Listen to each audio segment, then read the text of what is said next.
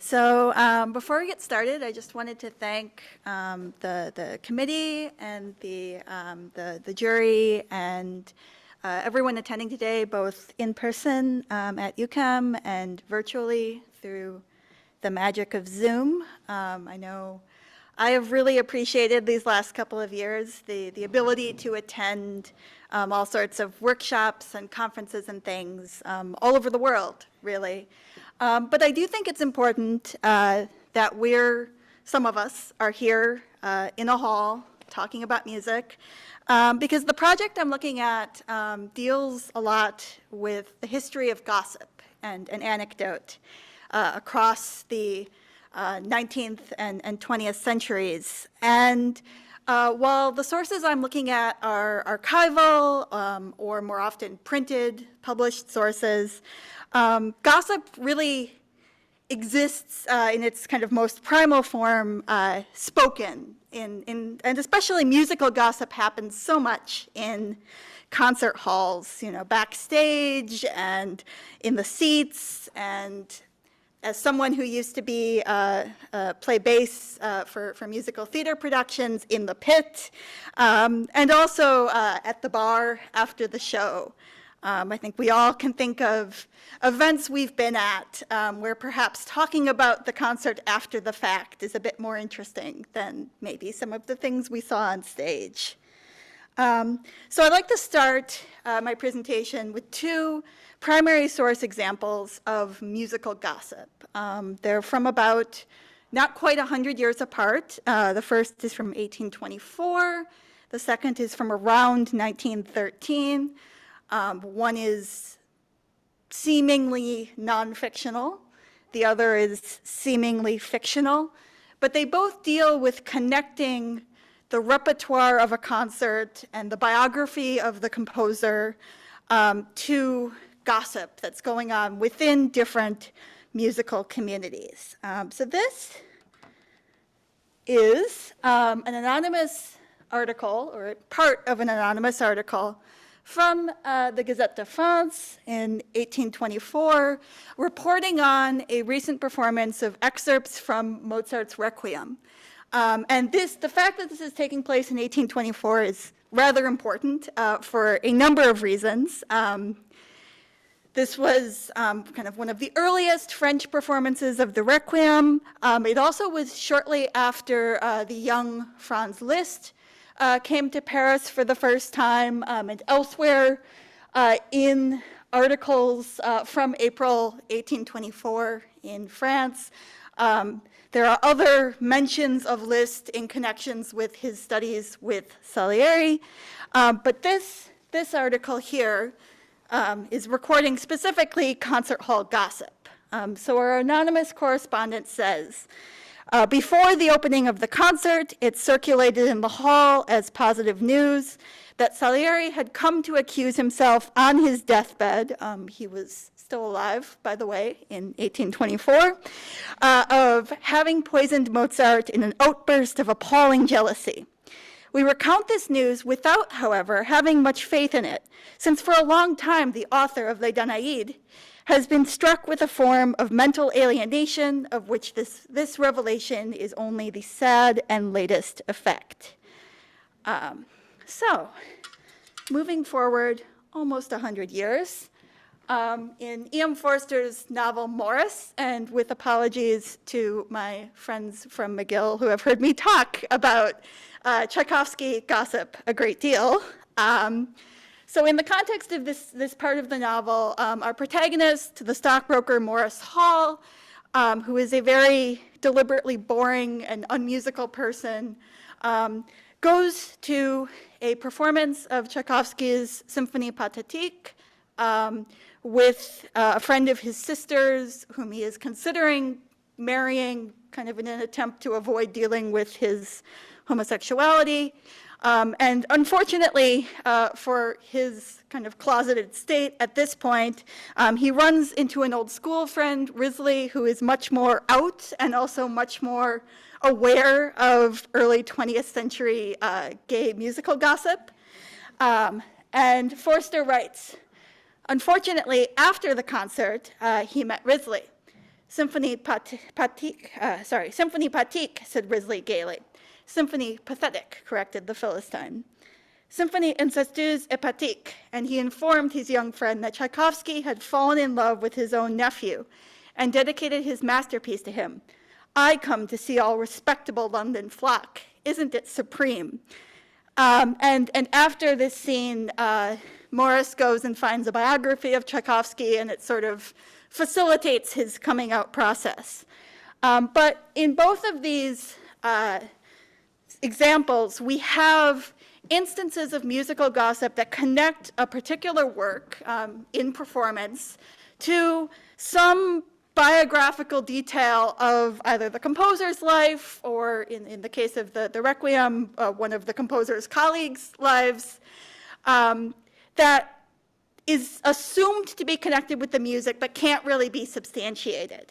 And that gets into my kind of big project on the history of gossip in musicology. And I'm specifically wondering tonight kind of how kind of unverifiable or otherwise dubious information circulates, why people find it interesting, and also what we as music researchers should do about it. Because I think many of us, when we're teaching, we have students who come in with stories they learned as children. You know, we give public talks, and we're sort of engaging with members of the public about their musical knowledge, and, you know, what should we do? So I want to bring in two kind of concepts that are grounding how I deal with inaccurate sources in my research. The first, the idea of pseudo-history, or as I'm reframing it, pseudomusicology, comes from the archaeologist Kenneth Fader, who kind of formulated this idea of a pseudo-history when teaching first-year archaeology students, and realizing that when he asked them what they wanted to write their papers on, many of them wanted to write on aliens building the pyramids and ghosts and all sorts of things that, you know, archaeology does not conventionally deal with. And he was sort of trying to come up with a framework for how to teach actual history and archaeological methods to his students, while also kind of getting them to interrogate what sources they're drawing from in forming these kinds of incorrect views or misleading views of history. And he talks a lot in his work about kind of pop knowledge that's assumed to be true, things like maybe the television show Ancient Aliens, or things like certain, you know, popular YouTubers. And I'm really interested in kind of how this appears in kind of classical music history through things like gossip and conspiracy theories, and also through things that I would call like overly quote unquote easy explanations. So assuming that a composer's work has to do with their biography, for example, instead of kind of interrogating, okay, why do we assume that about some pieces and not others? And I think one could also, perhaps in the realm of more scientific research, empirical research, think about the problems with studies that seem to have some flaw or bias that lead to a particular conclusion. And then I also, in looking at my sources and finding evidence of people saying things that I know not to be true, I'm drawing on a very recent book by the rhetoric scholar Jenny Rice. And Jenny Rice works on the role of evidence in 20th and 21st century conspiracy theories. So in her book, Awful Archives, she does things like talks to 9/11 truthers and goes to like people who don't believe the moon landing happened, like goes to their conferences and interviews them about, well, why do you believe this? And like, where did you learn these things about history? And she looks at sort of how conspiracy theorists develop bodies of evidence in scare quotes, for their work that isn't the sort of archive that I think many of us here would accept. And in some cases relies specifically on rumored sources that have disappeared or maybe never existed or maybe were hoaxes. So in the examples I showed you, this sort of rumored knowledge of Mozart's murder or Tchaikovsky's kind of autobiographical program for the Pathétique form themselves a sort of archival source within these theories. So let's go into this empty archive and see what we find. So in the body of sources I'm looking at, in sort of the segment of the project on Tchaikovsky and Salieri, I'm really trying to trace how things move between kind of nonfiction sources like musicological texts and biographies, and things that are overtly fiction. So like the novel Morris, for example, takes information that Forster learned from talking to his friends and going to concerts and also reading Rosa Newmarch's biographies of Tchaikovsky and puts it into fiction. But we also have cases, as in the very strange 19th century novella and short story about Salieri's teaching career, Gustav Nicolay's Der Musikfiend, and Walter Thornbury's The Old Chapel Master. The first is kind of a horror story where, you know, this aged music teacher has a horrible secret. The secret is that he murdered Mozart. That comes out on the last page of a 200-some page novella. And in Walter Thornbury's short story, an aged music teacher has a horrible secret about plagiarism and the fact that he might be haunted by Mozart's ghost. It's unclear. But both of these obviously are not historical fiction, and they're not biographical fiction. They're barely about history. But they draw some really specific details from early biographical material on Salieri, namely his obituaries from Vienna and Leipzig, and the first biography by von Moser. So here you have like very factual details in nonfiction that over the course of the 19th century get used by fiction that makes no other pretense to be accurate. And then sort of in between this move from fiction to nonfiction, you have things like Edward Wilberforce's Schubert biography, which is seemingly nonfiction and in some places is a translation of an earlier biography by Kreisler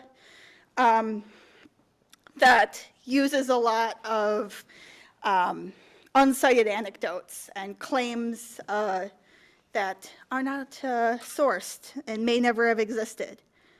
So just to give you a visual, this is the engraving from the Old Chapel Master, where we have Carl, our young music student protagonist, and his teacher, Zadaka, who might be Salieri, possibly, looking out of the organ loft, and in this scene, Zadaka claims to be seeing a ghost that we later find out could be Mozart. It's very strange.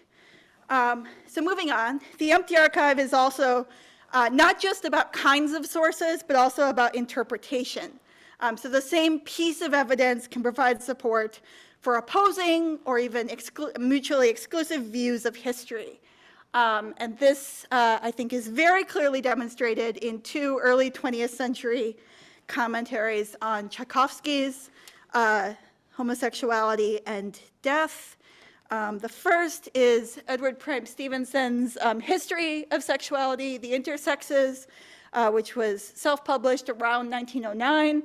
And in the section on music, Prime Stevenson repeats the view commonly held in Anglophone gay circles in the early 20th century of Tchaikovsky's suicide and possible blackmail.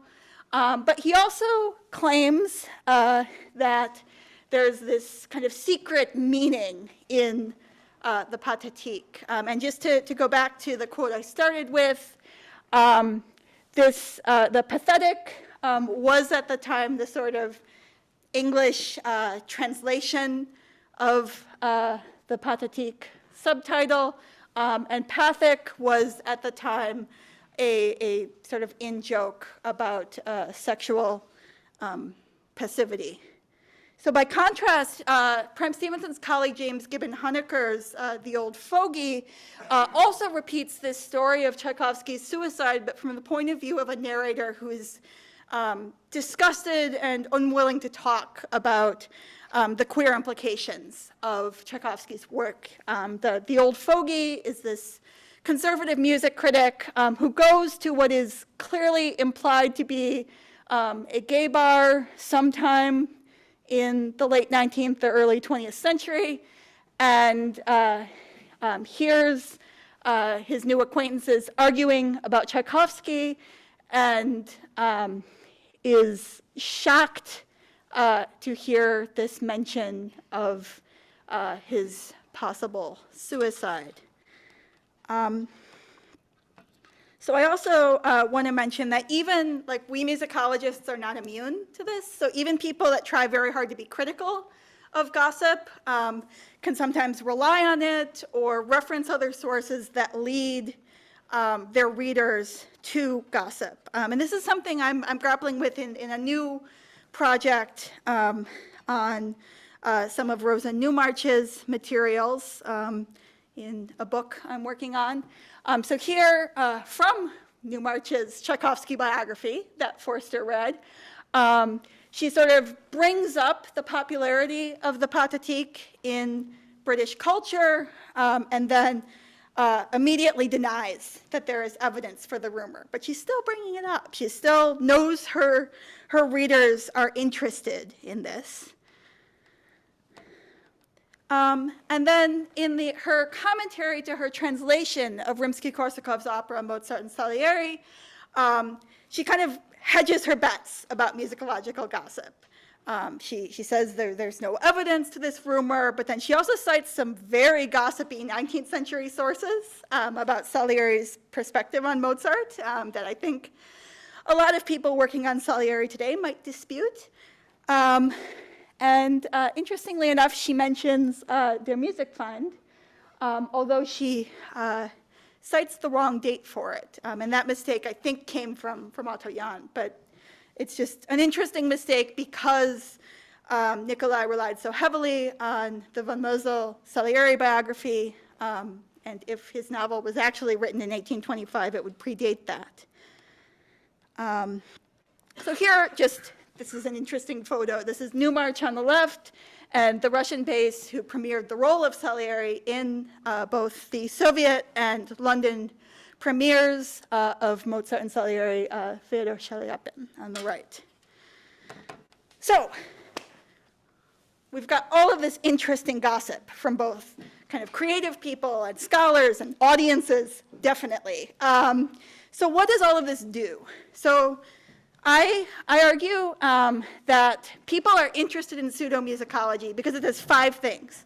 It explains the kind of great lives of composers that might seem inexplicable. It delineates membership either in a particular community or audience or the canon. It promotes the idea of secret knowledge. It validates what we think we know about musical meaning, and it's memorable. And this is not just something I think that we're aware of in musicology. There are people dealing with this in their own disciplines, like the Shakespeare scholar James Shapiro, who has done some work contextualizing conspiracy theories about Shakespeare, and is very, very careful to sort of emphasize his historical interest in this, not as some of his colleagues fear, kind of believing it. And he is kind of very convinced that we as academics should take gossip and conspiracy theory seriously because, to quote him, ignoring it doesn't make it disappear. And similarly, the late Linda Shaver Gleason was very interested in debunking myths. really argued that the goal of all of us as sort of musicologists engaging with the public is to replace the warm fuzzies of a false narrative with an odd appreciation for history. So to conclude, what should we all do about this? I think it's very easy to ignore it. I think it's very easy when our students tell us things that aren't true to say, oh, nobody's ever believed that, or this is what real history is. And that's important. I think that's a good first step. But I also think that there are a lot of critical things we can do both in our own research and also when we're planning to teach and we know some of these issues might come up, that kind of present a more critical and nuanced picture that takes the sources of gossip in music history seriously without falling into believing the gossip necessarily. So first of all, I think when we tell biographical stories in class or in our program notes or public lectures, we should think about like how and why we're using them. Are they just fun trivia, or are we using them to say something about the social and biographical context of these works?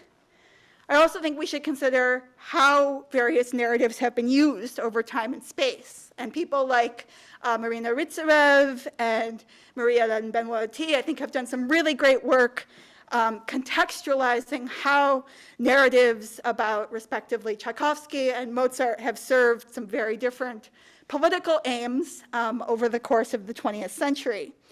I also think we can show how complex history is and show things that have traditionally been removed from history without appealing to secret knowledge, and sort of resist overly easy explanations, and also reevaluate our own knowledge. Like, do we learn things in school that are now out of date, or have we sort of taken things for granted that we now know to be perhaps more dubious? So in conclusion, I think we need to be attentive to the history behind historical gossip. So there's my bibliography, and I'd like to thank all of you and also the friends who read an earlier version of this draft. So thank you.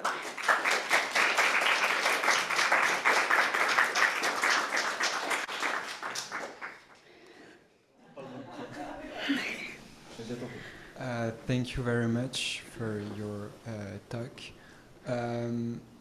Your work offers different unusual point of views on resources or composers such as Tchaikovsky. And so how did your work affect the current research, in your opinion? Yeah, thank you. I think my work sort of connects some different things that are going on in musicology right now. There's an increased interest in not necessarily just doing biography, but doing sort of critical biography or critical life studies that consider how we've told some of these stories over time about particular composers or performers or other folks. And I think that's kind of what I'm trying to get at is, how we've told these stories includes a lot of kind of inaccurate and sensationalized information. I keep thinking of other broader contexts with which to understand your presentation, like the post-fact, post-truth thing of American politics. And then also a lot of my friends who passionately espouse astrology and get really mad at me if I make counterarguments. And so, with those larger contexts in mind, I'm wondering where you would weigh in, or what your opinion might be, in how innocuous or how dangerous these myths might be. Okay. Yeah, no, that's a great question. And on some level, I'm always a bit nervous about making grand claims about the political implications of my research, because I don't think I have or want the power to fix post-truth politics with musicology. I don't know. I could be convinced, but what I do think is important to realize, and this is something I really recommend Eric reading Jenny Rice's book, because this is something she's very curious about, is the ways in which we can take the misuse of evidence and of facts and the use of incorrect or perhaps alternative facts seriously as a problem in society or a trend across history without believing it. So I think on their own individually, these sort of little stories about Mozart and about Tchaikovsky are not dangerous, but they have been used in some ways that I think we could say are politically dangerous. A number of the folks who were into conspiracy theories about Mozart in the mid-20th century, for example, Mathilde Ludendorff and Dieter Kerner, many of them were Nazis and were sort of believers of various other much more anti-Semitic conspiracy theories about how history and society work. So yeah, I think it's sort of yes and like yes about kind of how seriously some of these things should be taken. More seriously than it may seem. Yes. My question is more about methodology. Sure. You gave example from the French press, for example, Yes. and then from a novel. Yes. How do you balance, critical writing in the press with fiction? Yeah, that's a great question. So in the bigger version of this project, which right now looks like it will become a couple of books, I'm interested in kind of tracing how similar sorts of knowledge circulates between the critical press and nonfiction, biography and scholarship, and fiction. So kind of in the bigger project, I'm looking at kind of how some of these things might start out in journalism. And theater. And theater, and move into novels and kind of these little anecdote collections that sort of are somewhere between fiction and nonfiction. Yeah, so yeah, no, it's kind of, right now it seems a bit intimidating and all-encompassing, but it's kind of tracing how these things move in different forms of literature. Okay, thank you. Thank you. Maybe just a quick question. When I think about music and gossip today, I think about how gossip is often used to sell music, especially in pop music, but also other forms. So I'm wondering if there's an equivalent in the archive that you're working with. Do you have a feeling that gossip is not just this thing that occurs apart from like the composer or the music, or can you trace instances where it was part of marketing or selling or drawing the public's type of strategy? Yeah, the example that comes to mind isn't necessarily specifically about kind of a one-to-one sort of people wanting to sell tickets, so they told this story. But I know Abigail Fine is doing some work right now at the University of Oregon on 19th century performances of Mozart's Requiem. And in my conversations with her, she's talked a lot about these accounts of people performing excerpts from the Requiem behind a screen that the screen has a reproduction of a painting of Mozart's deathbed. So this sort of very directly tying the mythology of the work and of the composer to a particular performance. And kind of similar things happen with program notes that circulate in the early 20th century for the Patatique, kind of either usually quite vaguely alluding to there being some kind of melodramatic story or autobiographical character to the symphony that people have some interest in reading and hearing.